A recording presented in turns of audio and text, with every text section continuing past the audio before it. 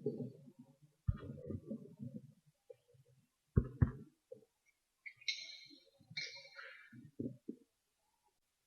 कितना बजे तक? 8:15। गुरु पूजा कितना बजे? 5 मिनट। अच्छा, 20 मिनट गुरु पूजा होता है।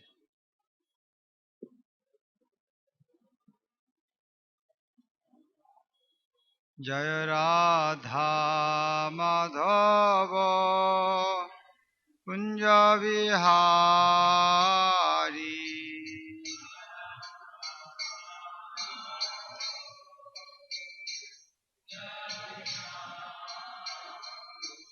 जय राधा माधव कुंज विहारी।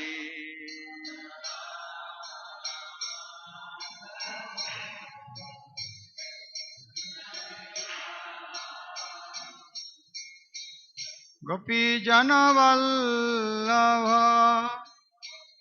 गिरिवरधारी,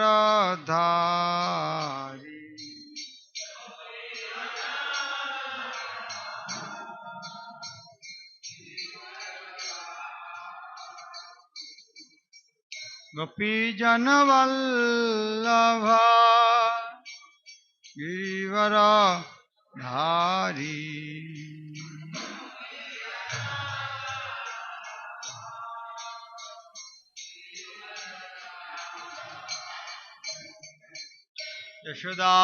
यशोदानंदन ब्रज जन रंजना,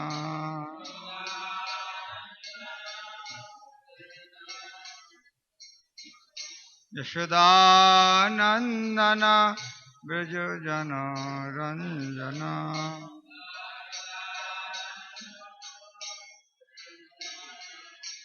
यमुना तीरा वनचारी,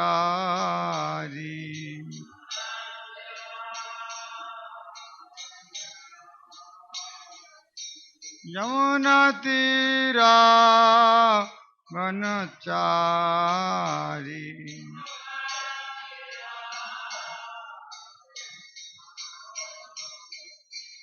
जय राधा माधव कुंज विहारी,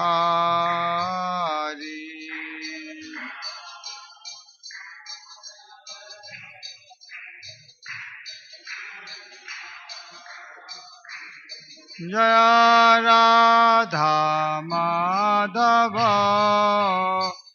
कुंज विहारी।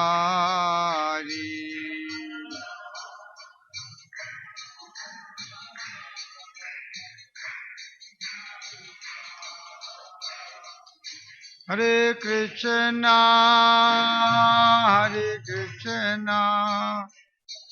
कृष्ण कृष्ण हरे हरे, हरे राम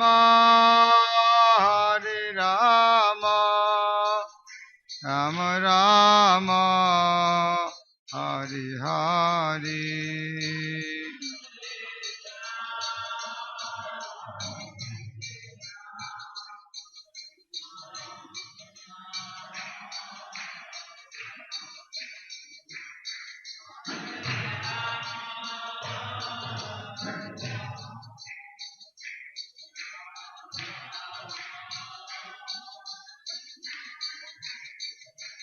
हरे कृष्णा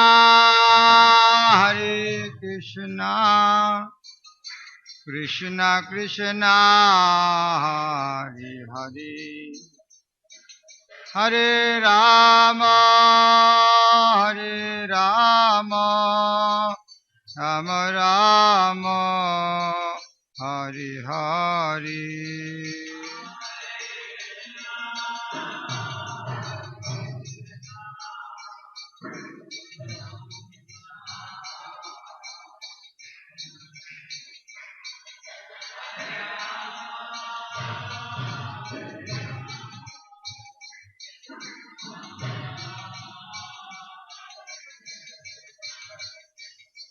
हरे Krishna Hare Krishna Krishna Krishna Hare Hare Hare Rama Hare Rama Rama Rama Hare Hare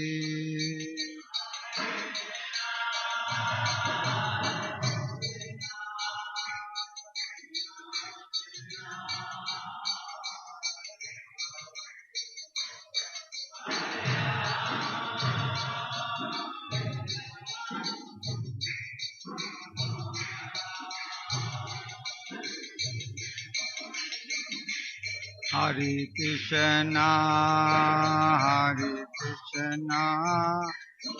Krishna Krishna Hare Hare Hare Rama Rama Rama Hare Hare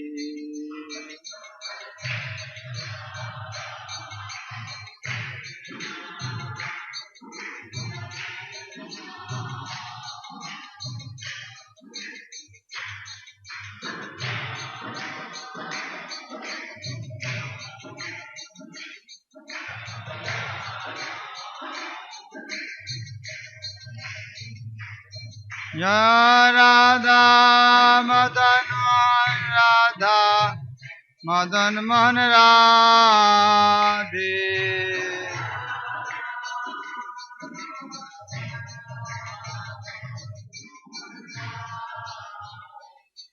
Jaya Prabhupada Jaya Prabhupada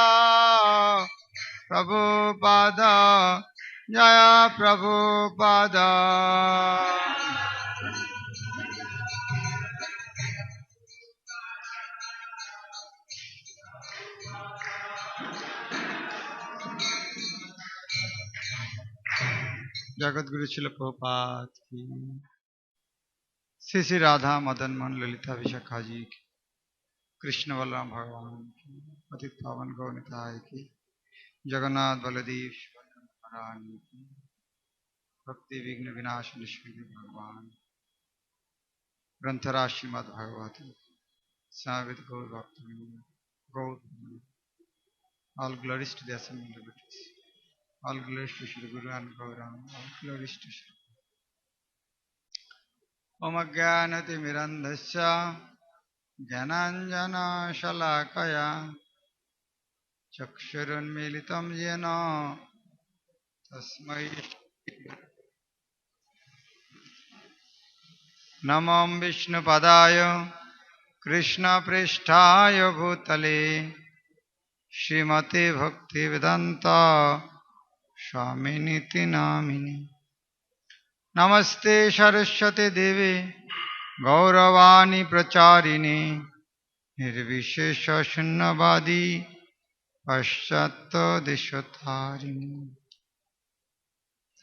Shri Chaitanya Manavishtam Sthapitam Yena Bhutale Swayam Rupa Kadamayam Dadati Shapadantikam Vandeyaham Shri Gura Shri Juta Padakamalam Shri Gurun Vaishnavangscha Shri Rupam Shagrajatam Sagana Raghunathan Tam Shajivam Swadaitam Savadhutam Parijana Sahitam Krishna Chaitanya Devam Sri Radha Krishna Padan Sahagana Lalita Shri Vishakhanitangscha He Krishna Karuna Sindhu Dinavandha Jagatpate Gopesha Gopika Kanto Radha Kanto Namastute Tapta Kanchana Gaurangi Radhe Vrindavaneshwari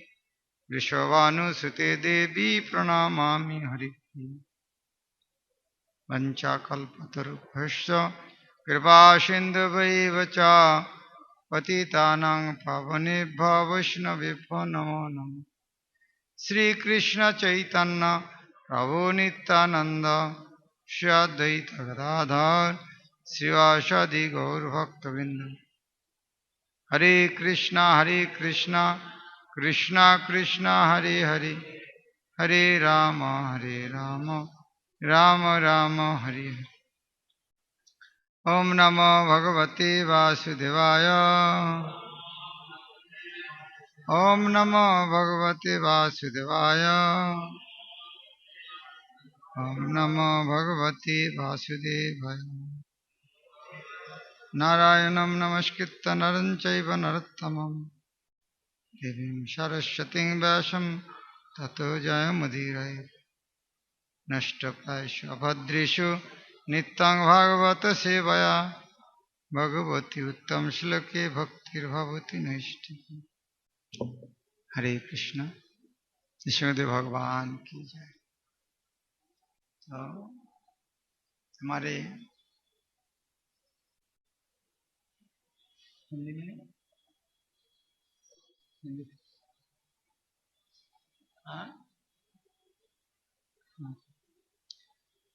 Nrisimhadeva आविर्भाव उपलक्ष्य में नृसिंहदेव का कथा काल से चालू होगा। हमारे वरिष्ठ भक्तगण क्लासिंग 9 दिन कालवासी को चालू होगा। शिशुमत भक्तिचार्य स्वामी महाराज, भक्ति चैतन्य महाराज, बद्रीनारायण महाराज, श्रीमद बद्रीनारायण महाराज, राधेश्याम प्रभु, देवकी नंदन प्रभु, सुंदर गल्प, इस तरह बहुत वरिष्ठ भक्त देंगे, उनके मुख से हम श्रवण करेंगे। तो आज हम नृसिंहदेव का कथा क्यों भागवत में वर्णन है, तो हम वह सप्तम स्कंद का पहला अध्याय से पाठ करेंगे। आज सप्तम स्कंद का पहला अध्याय का 26 नंबर श्लोक। तस्मात् वैरो अनुबंधेन निर्वैरेण, तस्मात् वैरो अनुबंधेन निर्वैरेण भयेन वा स्नेहात् कामेन वा जुञ्जात्, स्नेहात् कामेन वा जुञ्जात्, कथंचित् न इक्षते पृथक्। तस्मात् वैरो अनुबंधेन निर्वैरेण भयेन वा स्नेहात् कामेन वा जुञ्जात्, कथंचित् न इक्षते पृथक्। तस्मान् वैरो अनुबंधेन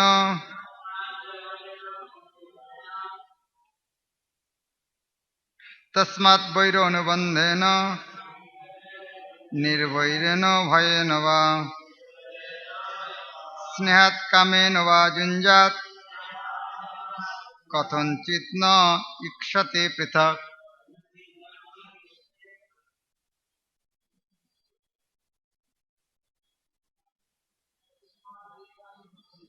तस्मात् वैरो अनुबंधेन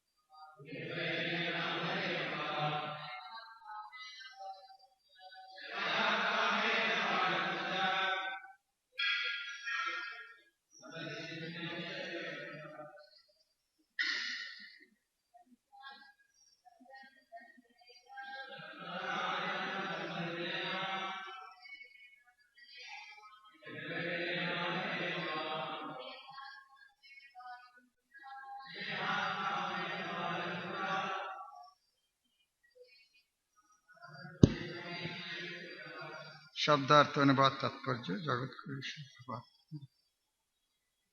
पीछे दूरे तस्मात् अतएव वैर अनुबंधन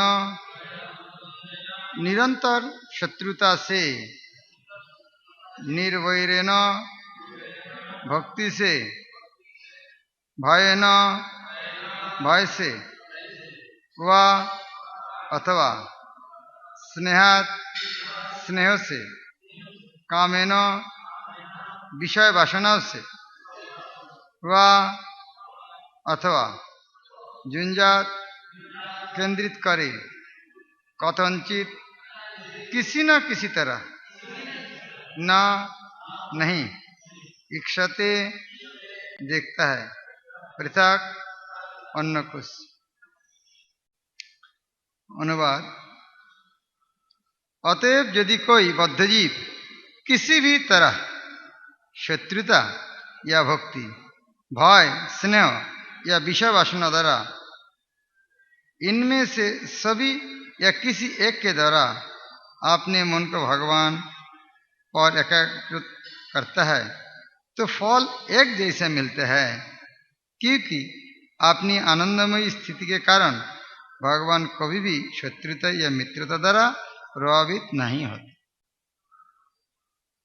बहुत अच्छा बात है। मेरा साथ बोलिए।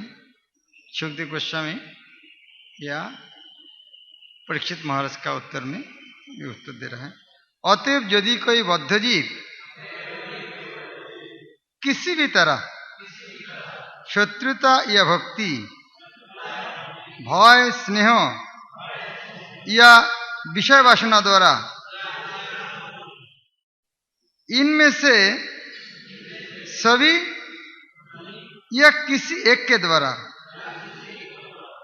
अपने मन को भगवान पर एकाग्र करता है तो फल एक जैसे मिलते हैं, क्योंकि अपनी आनंदमय स्थिति के कारण भगवान कभी भी शत्रुता या मित्रता द्वारा प्रभावित नहीं होते। बहुत अच्छा श्लोक। वैर अनुबंधन शत्रुता निर्वैर अर्थात शत्रु नहीं भक्ति भय के द्वारा स्नेह के द्वारा कोई कामना वासना के द्वारा कोई भी तरह भगवान के पास जाएगा, भगवान हर जगह में समान खुश है। इस तरह ड्रामा में राजा ड्रामा कर रहे हैं, उसके साथ जो शत्रुता करेगा सब, जो अच्छा ड्रामा करेगा खुश है। हाँ तुम शत्रु का रोल लिया है, मैं तो नाराज हूं, इस नहीं। तात्पर्य इस श्लोक में, इस श्लोक से किसी को इस निष्कर्ष पर नहीं पहुंच जाना चाहिए कि चूंकि कृष्ण पर अनुकूल प्रार्थनाओं या प्रतिकूल निंदा का कोई असर नहीं होता, इसलिए परमेश्वर का निंदा ही की जाए, यह नियमित विधान नहीं है। भक्ति जो का अर्थ है अनुकूल न कृष्णान्वेष। तो ये बात सुन के लग रहा है ये क्या है, भगवान को भक्ति करने से जितना फल है शत्रुता करने से उतना फल है। तो भागवत में इस तरह भक्ति करने के लिए बोला, फिर इस तरह यह श्लोक में बताता है क्या, जो वैर अनुबंधन अर्थात शत्रु से, निर्वैर अर्थात भक्ति से, और भय न भय से, और स्नेह स्नेह से, और लास्ट वाला कामेन कामना वासना से। कोई भी कथन चितना इक्षते पृथक, भगवान किसी का अलग नहीं देखते। तो स्वाभाविक रूप में प्रश्न आता है इस तरह क्यों भागवत में लिखा है, कौन पुस्तक में ये बात आती है। हाँ इसीलिए ये प्रसंग, इसीलिए सप्तम स्कंद का शुरू हुआ है। तो ये प्रसंग में वर्णना करते हुए एक उदाहरण देने के लिए नृसिंहदेव प्रहलाद महाराज हिरण्यकशिपु की कहानी है। तो कौन प्रसंग में आया, परीक्षित महाराज एक प्रश्न पूछा।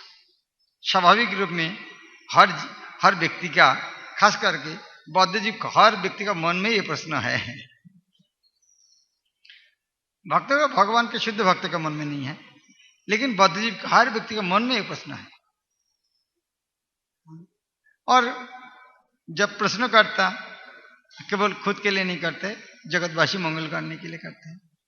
तो प्रश्न उनका था, हम हर जगह सुनते हैं विष्णु समदर्शी है, समः प्रिय श्री ब्रह्मण भूतानांग भगवान सा।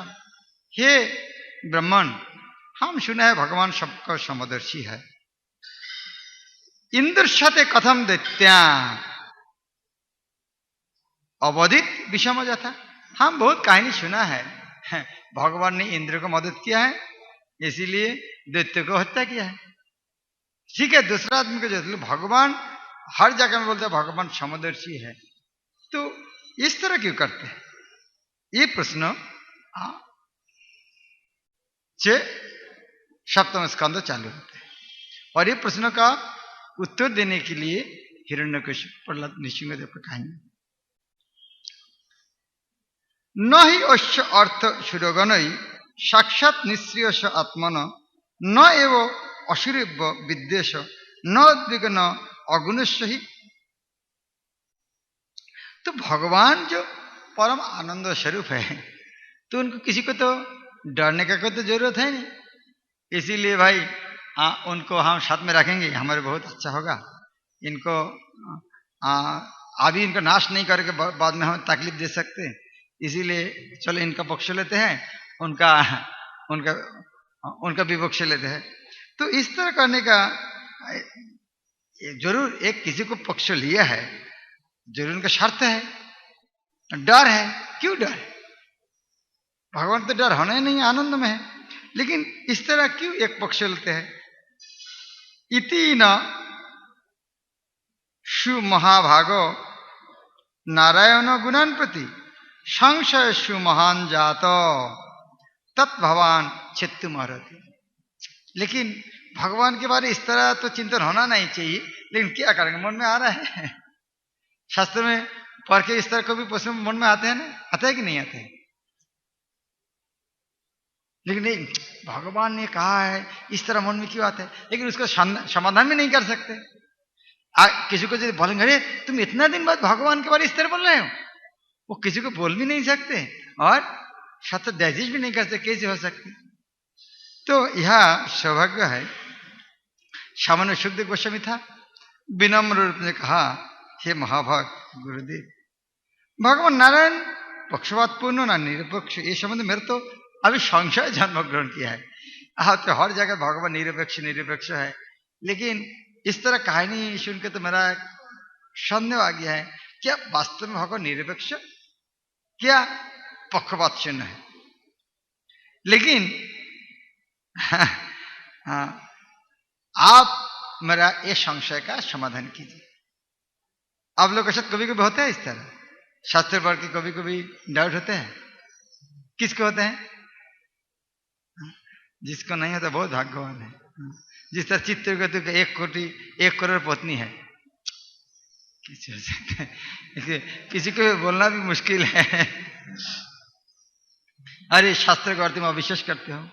हाँ, ये भगवान, ये हम देखते हैं शास्त्र में विश्वास हम हिल जाते हैं कि नहीं, शास्त्र में कितना भरोसा है वो दिखाते हैं।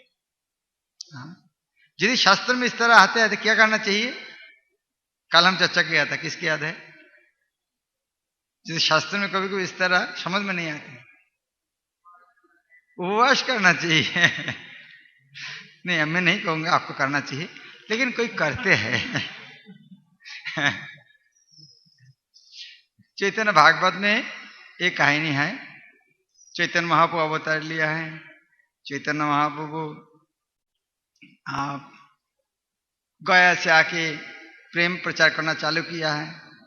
यदि भी अद्वैत आचार्य को तो पता है, लेकिन कन्फर्मेटरी टेस्ट करना पड़ेगा, ये वही कृष्ण स्वयं की नहीं। हाँ, उनको थोड़ा टेस्ट करने के लिए देखना चाहते हैं। इधर में अद्वैत आचार्य एक दिन भगवत गीता पाठ किया, एक श्लोक का अर्थ समझा नहीं। टेंशन क्या है, समझ में नहीं आता। फास्टिंग किया, रात में खाया नहीं, सो गया। और रात में नींद में एक व्यक्ति आके बोले, अब उठ, झट उठो, हाँ, मैं तुमको बताता हूँ इसका अर्थ क्या है और भजन करो। तो यह देखते हैं, ये शास्त्र में देखते हैं अद्वैत आचार्य जो स्वयं भगवान है उनको भी इस तरह समझना थोड़ा मुश्किल होते हैं। तो अस्वाभाविक नहीं है, लेकिन उन्होंने नहीं कहा ये गलत है। उन्होंने लगता है मेरा समस्या, जिस अर्जुन जिस तरह कहा ये अष्टांग जो असंभव, क्योंकि मेरा मन चंचल है इसीलिए असंभव है। लेकिन आप जो बोला ये असंभव, ये झूठ नहीं है, वो सही है, लेकिन मेरा मन चंचल इसलिए मेरा द्वारा संभव नहीं। तो जो हम नहीं समझ पाते हैं वो हमारे दुर्भाग्य है। तो यह हमें शास्त्र में देखते हैं, इसीलिए गुरुदेव के पास, वैष्णव के पास विनम्र रूप में प्रश्न करने का शास्त्र में सुझाव दिया है। उसका कहता है क्या, सद्धर्म पिच्छा, गुरुदेव को पूछने का अधिकार है शिष्य का आध्यात्मिक उन्नति लाभ करने के लिए। तो इसलिए उन्होंने पूछा भी। और परीक्षित महाराज कई प्रश्न सुनकर सुखदेव से नाराज नहीं, अरे मैं 6 स्कंद बातें हैं, उसके बाद भगवान के बारे में तुम्हें इतना डाउट? अभी 6 स्कंद बातें भगवान का नाम, इतना अजामिल का कहीं नहीं बाता है, भगवान नाम लेने से किसने उद्धार होता है, फिर तुम्हारे अभी भी डाउट है भगवान पक्षपात की नहीं बात, क्या है, सुना कि नहीं सुना है, समझा कि नहीं समझा है, इस तरह चीज को इस तरह डाटा नहीं हो सकते। पूरा भगवत गीता देने के बाद वो अर्जुन को किसी ने पूछा क्या तुमको समझ में आया, नष्ट मोह स्थिति लब्ध हुआ क्या है? बोला हाँ हो गया है, नष्ट मोह स्थिति लब्ध। तो परीक्षित महाराज, हाँ साधु पृष्ठंग महाराजो हरेश चरित्र अद्भुतम। हाँ तुम बहुत अच्छा प्रश्न पूछा, ये बहुत महत्वपूर्ण पूछा। वास्तव में हरि का चरित्र इस तरह है, अद्भुत है। हाँ वो समझना तो ना इतना इजीली संभव नहीं है। इसलिए मैं एक अद्भुत, ये अति अद्भुत विषय सर्वदा संसार को, दुख को दूर करता है ये जानने से। तुम बहुत अच्छा प्रश्न पूछा है, ये जानने से ये भौतिक जगत के दुख को दूर कर देते हैं। वास्तव में ये प्रश्न दूर नहीं होगा तो दुख को भी नहीं निकल सकता। आप सोच लीजिए कोई महिला, उनके स्वामी के चरित्र के बारे कोई डाउट है, कोई रात में उसका गला काटेगा, स्वामी का डाउट है, ये पत्नी में उसको जहर पिला के मिस्क मारेगा खाना के साथ, कि एक साथ रह सकते, सुखी रह सकते? उस तरह बच्चा पिता का उस तरह हमेशा डाउट करेगा। उसी तरह जीव भगवान का एक्टिविटीज कर्म को उस तरह डाउट करेगा, तो जीव कैसे? जो भगवान को शरण लेना चाहते हैं उनको अंदर इस समस्या है, हम उनको पास क्यों जाएंगे, दूसरा ढूंढ लेते हैं चलो। तो कैसे भगवान सूर्य का तो कोई तो है नहीं, किसी के पास तो जा नहीं सकते। अभी उनको प्रति यदि इस तरह हमारे एक्टिविटीज कर्मों के बारे यदि इस तरह संशय है तो हम कहाँ जाएंगे? तो इसलिए संशय निरसन करना ही होगा, नहीं करेंगे दुख से निपटते नहीं है। इसीलिए बोलते हैं, इसलिए नारद मुनि आदि महर्षि श्रीमद् भागवत कीर्तन किया है, जिसके कारण है भगवान का अद्भुत चरित्र श्रवण और कीर्तन करने का सौभाग्य मिलता है। तो तुम जो इतना अच्छा प्रश्न पूछा है, मैं अभी मेरा गुरुदेव व्यासदेव को प्रणाम करके ये अद्भुत चरित्र में वर्णन करूंगा। क्यों भगवान क्या निरपेक्ष की पक्षपात पूर्ण है, उसका मैं वर्णन करूंगा। तभी ये प्रश्नों का उत्तर आता है। उन्हें बोलता है भगवान ये जड़ गुण का अतीत है, इसीलिए उनको कहता है निर्गुण, क्योंकि उन्होंने जन्म रहित है, उनका कोई वस्तु में आसक्ति नहीं है, देश नहीं है। क्यों कोई देश नहीं, आसक्ति नहीं? उसके एक ही कारण है, उनका शरीर जड़ नहीं है। जड़ शरीर होने से कोई चीज अच्छा लगता है, कोई बुरा लगता है, क्योंकि भगवान का शरीर जड़ नहीं है, इसीलिए उनका कोई वस्तु में ना देश ना आसक्ति है। यद्यपि भगवान जड़ वस्तु का अतीत है, फिर भी उन्होंने उनका स्वरूप शक्ति आनंद देनी शक्ति जोगमाया के द्वारा एक साधारण मनुष्य की तरह आविर्भूत होता है और आपात दृष्टि में एक बद्ध जीव की तरह कर्म करते हैं और उन्होंने उनका दायित्व पालन करते हैं। वास्तव में भगवान सबके प्रति समभापन्न है, लेकिन जड़ गुण के द्वारा प्रभावित कलुषित होने के कारण हम श्री कृष्ण के ऊपर जड़ गुण आरोप करते हैं। इसीलिए लगता है कृष्ण पक्षपात करते हैं। ये पक्षपात करना यह है जड़ गुण है। तो हमारे जड़ दृष्टि के कारण हम वो जड़ गुण कृष्ण के ऊपर आरोप करते हैं और लगता है कृष्ण पक्षपात कर रहे हैं।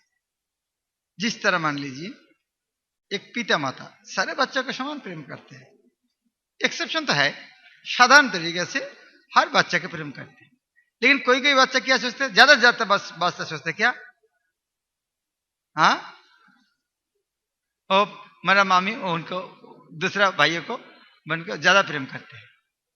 नहीं, इस तरह नहीं होते, क्योंकि उनका कोई स्वार्थ है और स्वार्थ मिश्रित करते हैं, यदि वो गुण में उनको देखना चालू करते हैं।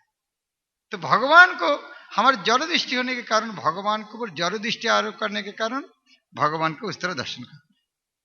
सत्यं रजस्तम इति प्रकृतिर निर्गुण गुणा न तेषां जुगपत राजन रास उल्लास बाबा। ये जो सत्य रज तम गुण है प्रकृति से है, तो ये भगवान के स्पर्श नहीं कर सकते।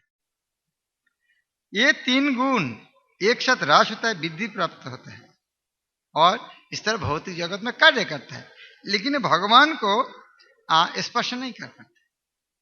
लेकिन एक गुण में, एक गुण की प्रकृति, जिस तरह एक पानी देने से एक पेड़ पुष्ट होते हैं, पानी नहीं तो पेड़ पौधा मर जाएगा, तो उसी तरह प्रकृति में तीन गुण के कारण ये प्रकृति सजीव है।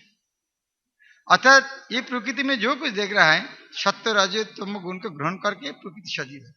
तो किसी का अंदर सत्य गुण ज्यादा है, किसी का रजोगुण ज्यादा है, किसी का तम गुण ज्यादा है, इस तरह प्रकृति सजीव हुआ।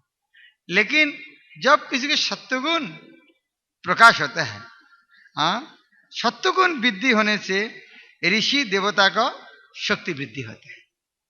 जब सत्वगुण वृद्धि होता है ऋषि और देवता का शक्ति वृद्धि। क्या मानते हैं बात आप लोग?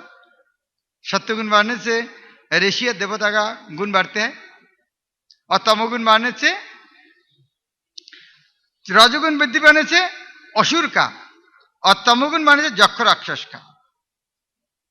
और भगवान सबके हृदय में प्रवेश करता है, इसलिए सत्य रजो तमो प्रतिज्ञा में उनका उस तरह फल प्रदान करते हैं। लेकिन ये बात कैसे मानेंगे, हाँ इस तरह सत्वगुण बढ़ने से उनका शक्ति बढ़ते हैं? इसको क्या प्रैक्टिकल उदाहरण? Very good. रात में चोर डाकू का शक्ति बढ़ जाता है, रात होने से चोर डाकू का शक्ति बढ़ जाता है और दिन होने से साधु आदमी का शक्ति बढ़ जाता है। दोपहर होने से किसका शक्ति बढ़ जाता है? 9 10 11 बजने से राजसिक व्यक्ति का, और सुबह 4 बजने से किसका शक्ति बढ़ जाता है? इसका भक्तों का, जो 4 बजे उठते हैं, जो 4 बजे उठना नहीं चाहता, इसका शक्ति नहीं हो रहा है। इसका अर्थ उनका क्या है?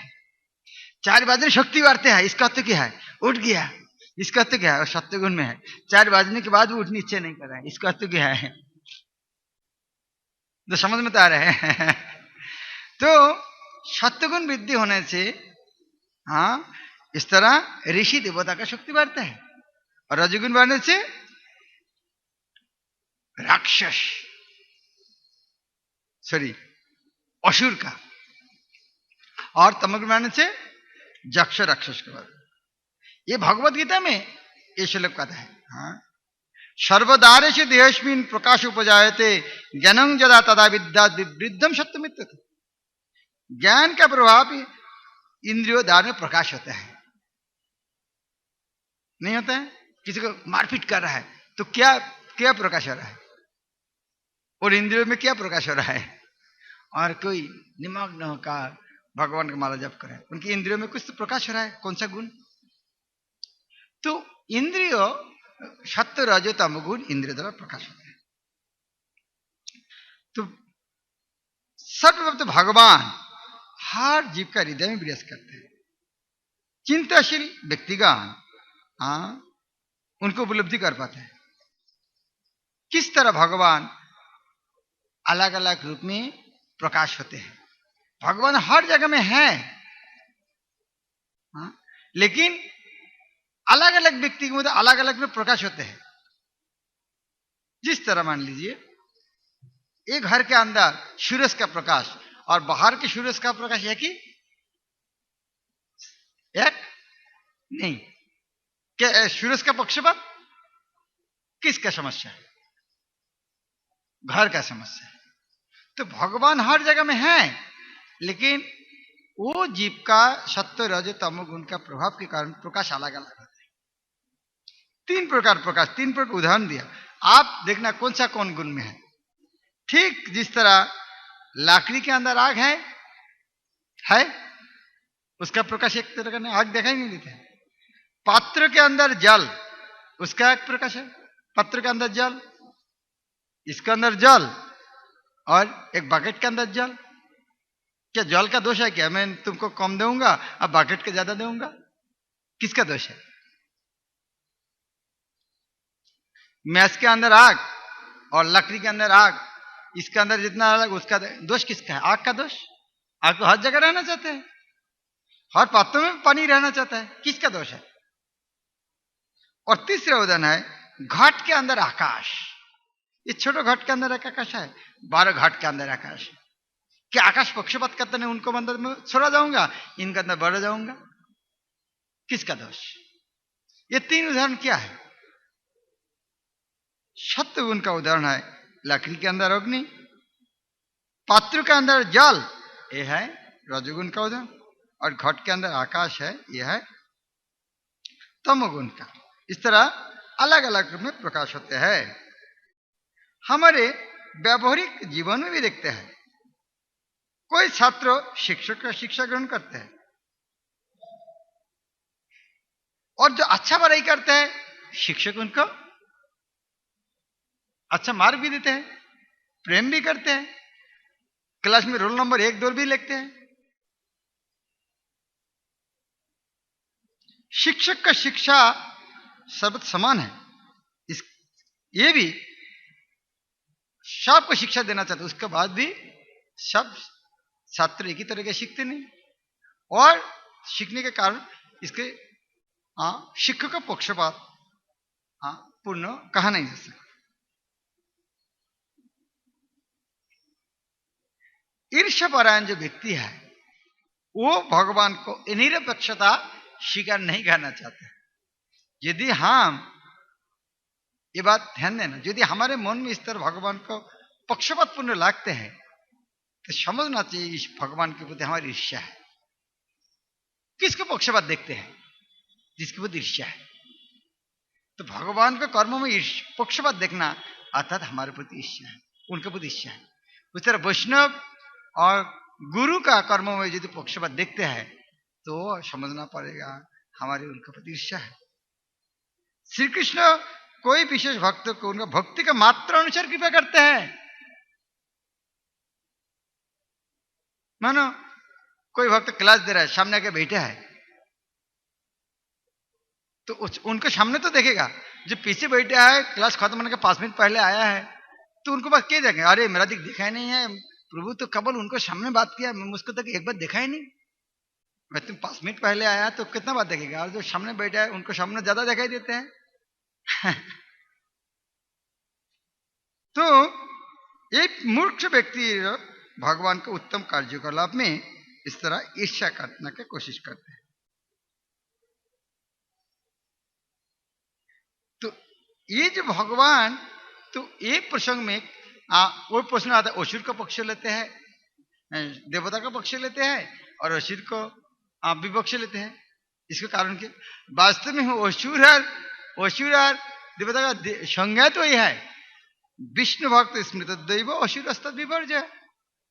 वास्तव में भगवान देवता का पक्ष लेते हैं, असुर का विपक्ष लेते हैं, ये नहीं है।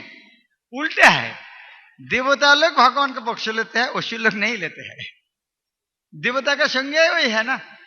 विष्णु भक्त इसमें तो दैव, जो विष्णु का भक्त उनका नाम देवता है, और जो विष्णु का भक्त नहीं वह असुर है। तो ये नहीं भगवान उनका पक्षपात किया है, लेकिन वो लोग ने इस तरह संपर्क बनाया है।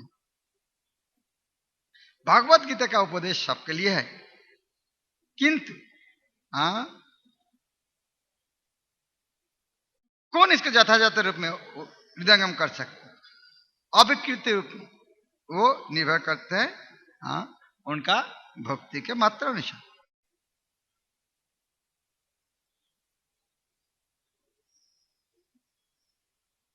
मानुष ये भगवत गीता का ज्ञान उनका क्षमता अनुसार ग्रहण कर सकते। ये जो दुनिया में कौन देवता, कौन असुर, कौन यक्ष, कौन राक्षस, ये श्री कृष्ण का गुण किसको अंदर कितना मात्रा प्रकाशित है वो अनुसार उनका संज्ञायित होता है। निर्बोध मनुष्य श्री कृष्ण की शक्ति प्रदर्शन नहीं करने के कारण इसको कृष्ण को पक्षपातपूर्ण कहता है। ये प्रसंग में विश्वनाथ चक्रवर्ती ठाकुर एक सुंदर उदाहरण देते हैं। आकाश में बहुत ज्योतिष का है, रात्रि में अंधेरे में चाँद के आलो अति उज्जवल दिखाई देते हैं, सूर्य भी अत्यंत उज्जवल है, किंतु जब मेघ ढक देता है और उसको नहीं देख सकते। उसी तरह मनुष्य में जब सत्वगुण उन्नत होता है, भगवत भक्ति माध्यम उनका औज्ज्वल्य प्रदर्शित होता है, किंतु मनुष्य का जब रजोतम गुण आच्छादित होता है तब उनका ज्योति नहीं दिखाई दे सकती। मनुष्य का गुण के प्रकाश के माध्यम उनका उन्होंने भगवान का विपक्ष लेते हैं, इसीलिए वो दोष भगवान का आरोप करने के कारण वो देखते हैं भगवान पक्षपातपूर्ण है। परमात्मा रूप में भगवान प्रतिटी शरीर में प्रवेश करते हैं और उन्होंने रजोगुण द्वारा सृष्टि करता है, सत्वगुण द्वारा पालन करता है और तमोगुण द्वारा संहार करता है। और भगवान उसके अंदर काल भी प्रदान किया है और काल के अंदर गति में ये सृष्टि ध्वंस हो रहा है। लेकिन भगवान जब काल को सृष्टि किया है तो जरूर उन्होंने काल के अंदर सीमाबद्ध नहीं है। और ये काल क्या करते हैं, काल सत्वगुण की वृद्धि करते हैं। पहले जगह तो सत्वगुण देवता का शक्ति बढ़ देता है, क्या काल सत्वगुण की वृद्धि करते हैं। तो सत्वगुण की वृद्धि करते हैं अर्थात जो सत्वगुण का आश्रय लेते हैं वो टिक जाता है, तो तमोगुण विनाश प्राप्त होता है। ये प्रसंग में भगवान को निरपेक्ष बोलने के लिए भगवान पक्षपात नहीं है, ये समझाने के लिए प्रभुपाद और एक अच्छा उदाहरण देते हैं। एक इलेक्ट्रिक मिस्त्री एक जो विद्युत सृष्टि किया है, वह कोई यूज करके कोई हीटर चला सकते, कोई कूलर भी चला सकते। इसके कारण वो इलेक्ट्रिक मिस्त्री को आप दोष नहीं दे सकते। सरकार ने अच्छा रास्ता बनाया और आपने गाड़ी चला, आपकी कोई मर गया, अरे सरकार अच्छा रास्ता बनाया है इसीलिए मैं गाड़ी चले से मर गया, तो दोस्त तो राजा का है। इससे राजा को दोष नहीं मिल सकता। लेकिन यद्यपि बोलो नहीं तो आप तो भगवान का भक्त है इसीलिए उनके बात सुनना नहीं चाहते हैं। लेकिन ये भी बात है, भगवान हाथ में जो मरते हैं उनका तो भी भगवत धाम में लाभ होते हैं। तो बोलो उनको क्यों मारते हैं, क्यों? तो मारने के बाद पहले तो उनको ही भगवत धाम ले, जिसके मारते हैं दोनों के युद्ध होते हैं, तो जो मरते हैं तो असुर मरते हैं, तो भगवत धाम पहले कौन जाते हैं? असुर पहले भगवत धाम जाते हैं। तो यहाँ तो पक्षपात नहीं, ज्यादा पक्षपात यदि बोलेंगे असुर को करते हैं, उसको ज्यादा जल्दी जल्दी लेके जाते हैं। तो ये विचार में भगवान पक्षपात। तो ये प्रसंग में सुखदेव गोस्वामी ने कहा है, वास्तव में पूर्व में युधिष्ठिर महाराज जब राजसूय यज्ञ कर रहे थे, उसी टाइम नारद मुनि भी थे और युधिष्ठिर महाराज ने नारद मुनि के एक प्रश्न पूछा था और वो प्रश्न के कारण नारद मुनि जो उत्तर दिया है वो कहानी में तुमको बताऊंगा। अभी सुखदेव गोस्वामी, यह है गुरु का काम है, गुरु मन से कुछ बताएंगे नहीं, गुरु बताएंगे जो पूर्वतन आचार्यों का बात जो सुना है। तो युधिष्ठिर महाराज प्रश्न पूछता है, ओह अति अद्भुतम ही एतत् दुर्लभ एकांतिनाम अपि वासुदेवे परे तत्ते प्राप्ति 14 विद्वेश। कि 14 चेदिराज शिशुपाल इतना विद्वेश किया, वो भी इतना अद्भुत गति लाभ किया, भगवान का सायुज्य मुक्ति लाभ किया। भगवान इतना क्यों कृपा किया? मेरा इस तरह कृपा जानने का इच्छा हो रहा है, क्योंकि शिशुपाल ने इतना पाप किया है। लेकिन हमने सुना है बेन महाराज ने भगवान की निंदा किया था,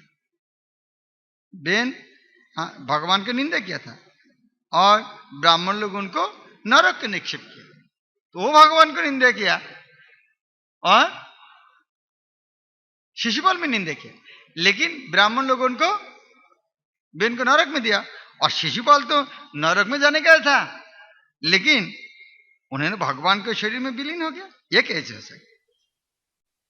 और ये दमघोष का पुत्र जो शिशुपाल है, वो बचपन से जब बोल सीखना चालू किया है तब प्रैक्टिस किया है किसी को गाली देना से, तो उन्होंने पूरा जीवन तो इस तरह था, उनके जीवन का एक ही उद्देश्य था कृष्ण को गाली देना, और मृत्यु के समय तक कृष्ण को विद्वेष किया है। केवल वही नहीं है, उनका भ्राता दंतवक्र भी इस तरह किया है। तो जो इस तरह भगवान की निंदा किया है, इस तरह उनको तो श्वेत कुष्ठ व्हाइट लेप्रोसी होना चाहिए था उनके जिह्वा में, अंधों का नरक में प्रवेश करना चाहिए, लेकिन फिर भी उनका इतना कुछ सायुज्य मुक्ति, यह कैसे? कथम तस्मिन् भगवती दुरवग्रह धामनी पश्यताम सर्वलोकानाम लयम योतु अंजसा। अत्यंत दुर्लभ से भगवान श्री कृष्ण के शरीर में शिशुपाल दंतवक्र ये लीन हो गया, कैसे संभव है? इतत भ्रमति में बुद्धि। युधिष्ठिर महाराज बोल रहे मेरा भी बुद्धि भ्रमित हो रहा है। सबको बचे हो सकता, अद्वैत आचार्य को हुआ समझ में नहीं आया, सुखदेव परीक्षित महाराज को हो रहा है, यह युधिष्ठिर महाराज क्यों हो रहा है? ब्रह्मति बुद्धि दीपर्चि एवं वायुना ब्रूहि एतत् अद्भुतम भगवान ही अत्र कारणम। वायु द्वारा दीपशिका जो अस्थिर विचलित होते हैं, वायु द्वारा दीपशिका विचलित होते हैं, इस तरह भगवान का अद्भुत कार्यकलाप। इस तरह उदाहरण भगवद गीता कहां पर है?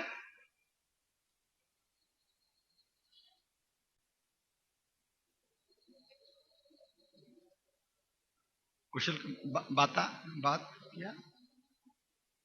निबातस्थ जहां पर बात नहीं, वायु नहीं, वह पर जिस तरह लाइट हिलते नहीं, स्थिति प्रज्ञा व्यक्ति का लक्षण है। यह कृष्ण बोलता है यहाँ युधिष्ठिर महाराज, मेरा भी उस तरह चित्त बुद्धि हिल रहा है भगवान को अद्भुत कार्यकलाप के कारण। आश्चर्य विषय। तब सुखदेव गोस्वामी बोल रहा है, उनको जो उत्तर नारद मुनि ने दिया है आदि में, वो कहानी आपको बताऊंगा। ये जो नारद मुनि ये प्रसंग बोलने के लिए नारद मुनि कहानी चालू किया, नारद मुनि ने ये पूरा हिरण्यकशिपु नृसिंह कहानी ये प्रसंग चालू। वह बोलने के पहले नारद मुनि ने फिर वही वो युक्ति दे रहा है, हे राजन, निंदा प्रशंसा अपमान सम्मान ये अज्ञान के फल उद्भूत होता है। बहिरंग प्रकृति माध्यम जड़ सुख दुख भोगत है, भगवान को इस तरह नहीं होता। तो जो बद्ध जीव है, ये मेरा देह है, देहो अभिमान करने के कारण, द्वैत भाव के कारण, देह का साथ संपर्कित होने के कारण वो सोचता है ये मेरा वो उनका है, इस तरह भावना होता है। इसीलिए वो सोचते वास्तव में भगवान इस तरह नहीं करते। देहात्म बुद्धि के कारण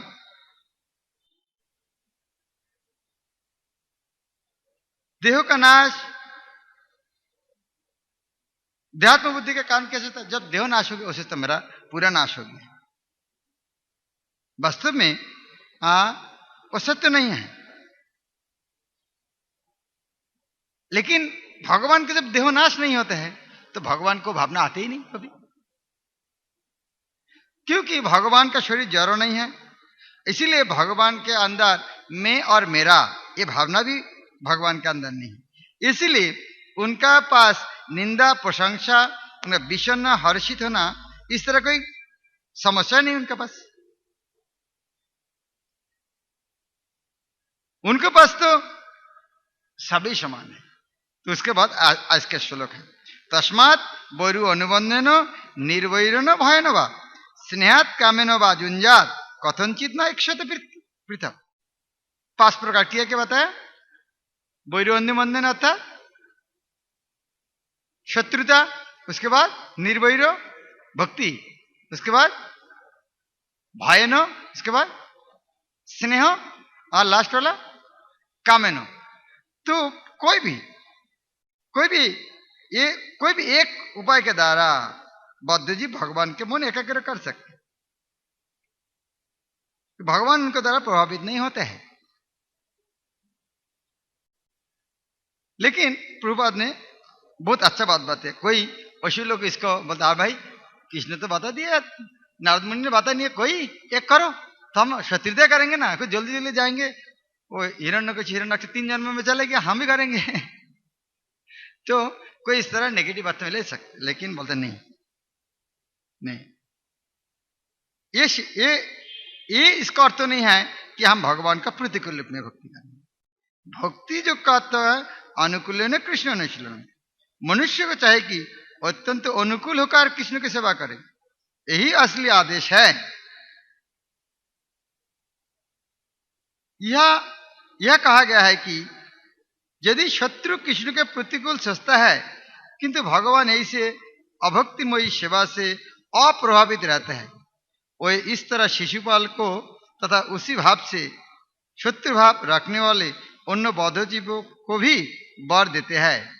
किंतु उसका अर्थ यह भी नहीं है कि मनुष्य भगवान के प्रति शत्रु भाव रखे। यह पर अनुकूल होकर भक्ति करने पर बल दिया गया है, जानबूझकर भगवान को निंदा करने की नहीं। प्रभुपाद तात्पर्य में इसके ऊपर जोर दिया, क्योंकि इस श्लोक को कोई उल्टा अर्थ नहीं ले सकते। भाई शास्त्र में कहा कोई एक करो, क्योंकि शास्त्र में लिखा है निंदं भागवत शिन्नन तत्परश्च जनस्वा ततो नापैति स जो शोपि जाति अध सुकृत अच्युत। यदि कोई भगवान या उनके भक्तों को निंदा सुने तो उसे चाहिए कि यह तो तुरंत कार्यवाही करे या उस स्थान को छोड़ दे, अन्यथा उसे सतत नारक के जीवन भोगना होगा। ऐसे अनेक आदेश है, इस शास्त्र में इस तरह अनेक आदेश है, लेकिन वैसे लोग इसको नहीं नजर में आएगा। अरे ये श्लोक में तो लिखा है इधर में तस्मात् वैरो अनुबंधन, तो इससे करो, लेकिन इस तरह शास्त्र में दूसरा भी श्लोक है, बेन का हालत क्या होगा, तो वो भी देखना चाहिए। शिशुपाल द्वारा परमेश्वर में लीन होने का घटना भिन्न प्रकार की थी, क्योंकि अपने भौतिक जीवन के प्रारंभ से ही जय विजय को 3 जन्म तक परमेश्वर शत्रु के भांति मारने का शाप मिला था। उसके बाद उन्होंने भगवत धाम लौटना था। जय दादा विजय भीतर जानते थे कि कृष्ण भगवान है, लेकिन अपने उद्धार हेतु वे जानबूझकर उनके शत्रु बन रहे। वे अपने जीवन के प्रारंभ से ही भगवान कृष्ण को अपना शत्रु समझने लगे थे, लेकिन उनकी निंदा करते हुए भी शत्रुवत विचारों के साथ साथ वे लगातार कृष्ण का नाम का जप करते रहते थे। इस प्रकार वे कृष्ण के पवित्र नाम के जप करने के कारण शुद्ध हो गए। यह जान लेना चाहिए कि निंदक भी भगवान के पवित्र नाम का कीर्तन करने से अपने पाप पूर्ण कृत्य से मुक्त हो सकता है। हाँ, ये प्रसंग में रूप सनातन जब आए थे चैतन्य महाप्रभु के पास, बोले महाप्रभु हम तो जगह वदई से पापी है। महाप्रभु की कैसे?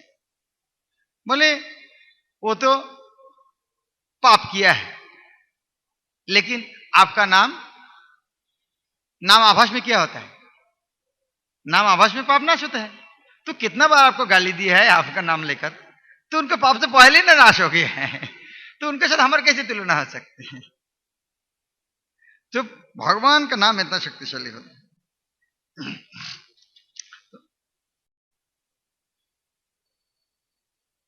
अभी ये तत्व जो बहुत विस्तृत प्रभाव दिया है, तो नारद मुनि आगे यह कहता है भगवान का प्रति वैरी भाव में हाँ जितना मन तन्मय होता है भक्ति से उतना नहीं होता है। ये और कठिन बात है। क्या बोलते हैं? जथा वैर अनुबंधन मर्त तत्मयता न तथा भक्ति जोगन इति में निश्चित मति। कितना कठिन बात है। पहले तो बोले 5 प्रकार सब भगवान के पास चले जाएंगे, लेकिन आदि 5 प्रकार में श्रेष्ठ कौन है? शत्रु। कैसे? जथा वैर अनुबंधन, जिस तरह शत्रुता के द्वारा मर्त तन्मयता मिति, तन्मय तन्मय था हमेशा चिंता करते हैं।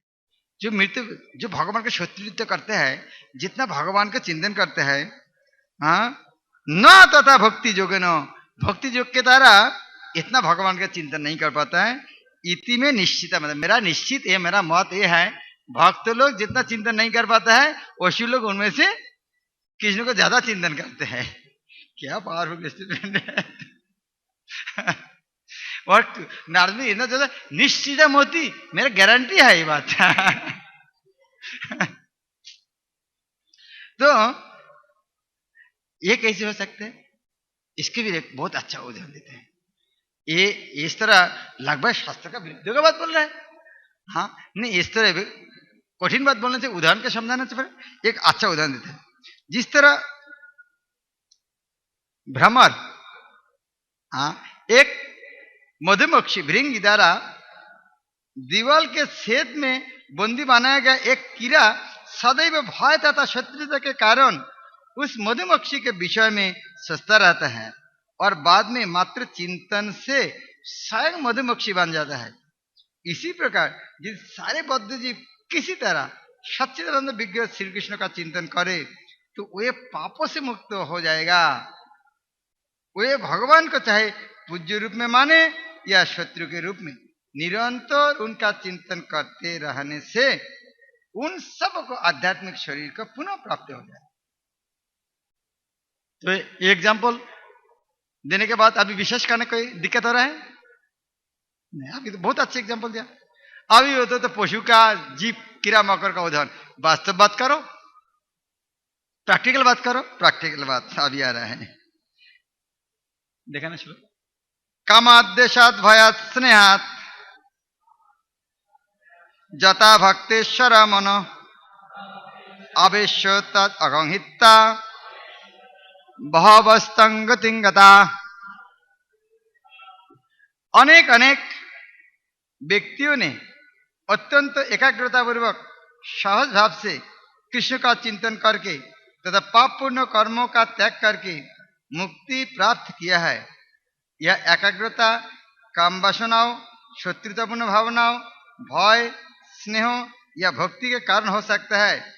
अब मैं यह बतलाऊंगा कि किस प्रकार से मनुष्य भगवान के अपने मन को एकाग्र करके कृष्ण की प्राप्त करता है। तो उसका उदाहरण आगे श्लोक 1 मिनट ज्यादा लेता हूं। गोप्पकमाद भयात कंस देशात चैद्यादय नृपा संबंधात वृष्णय स्नेहात जीवम भक्ता भयं विभो। प्रैक्टिकल एग्जाम क्या है?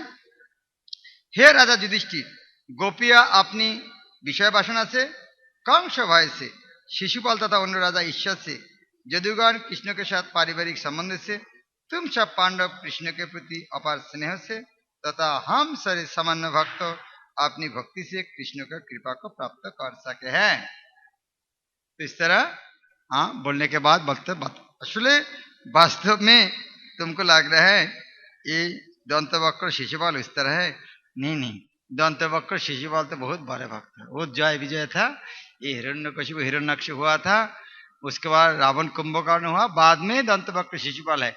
वास्तव में वो वैकुंठ का द्वारपाल है। आप उस तरह मत सोचो बहुत बड़ा शत्रु। हाँ इस तरह वो पहले तो हिरण्यकशिपु होकर जन्म करेंगे। और प्रहलाद महाराज का भक्त होगा तो प्रहलाद महाराज को निर्यातन करने के कारण भगवान उनको नष्ट किया था। अरे खुद का बच्चा को इस तरह है, क्यों क्यों? तब वो उत्तर देने के लिए निशिगंधदेव का आविर्भाव का है। तो ये कहानी हम काल से श्रवण करेंगे, अलग अलग वैष्णव। हरे कृष्ण। गंधराज श्रीमद भागवत जगत गुरु शिल प्रभुपाद की, स्वामी गौर भक्त गौर